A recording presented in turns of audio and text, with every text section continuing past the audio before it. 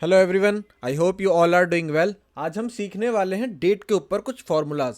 तो चलिए, सबसे पहले क्या है, हमें बात करनी है डेट की कि मुझे आज की डेट चाहिए मेरे एक्सेल में। तो मैं सबसे पहले यूज़ करूँगा equal to today and then press enter.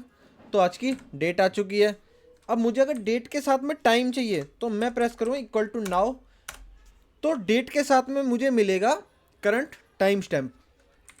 Okay, अगर मुझे डे चाहिए तो सिंपल इक्वल टू डे।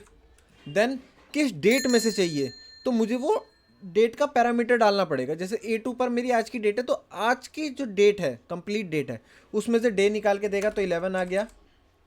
अगर मंथ चाहिए तो सेम, किस डेट में से आपको मंथ एक्सट्रैक्ट करना है वो आ गया इक्वल टू ईयर। ईयर के फॉर्मूले में ये आपको ईयर देगा। अब ईयर ये देगा एज अ नंबर फॉर्म में, ठीक है। अब एक चीज़ और है इसमें इंपॉर्टेंट, अगर आपको वीक डे चाहिए तो आपको किस तरीके से वीक डे लेना पड़ेगा। एक टेक्स्ट का फॉर्मूला होता है जिसको हम लोग यूज़ करते हैं equal to text, like text.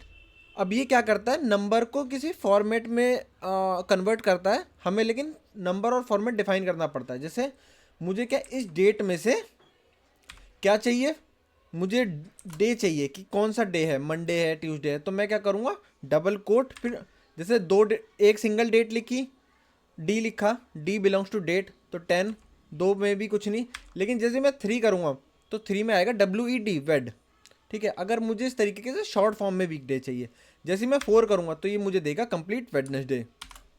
तो मैं डबल कोट्स को क्लोज करके एंटर मारूंगा तो आप देख पा रहे हैं कि वेडनेसडे मिल गया है, ठीक है। मैं नीचे फार्मूला को कॉपी करूँगा और यहाँ पर ना एक डेट को हटा दूंगा। तो अब जैसे मैंने हटाया तो सेट आ गया। अब यहाँ पर वेडनेसडे और सैटरडे है। अब ये किस लिए है, सैटरडे इसलिए आ रहा है क्योंकि इसने रेफरेंस लिया B3 का।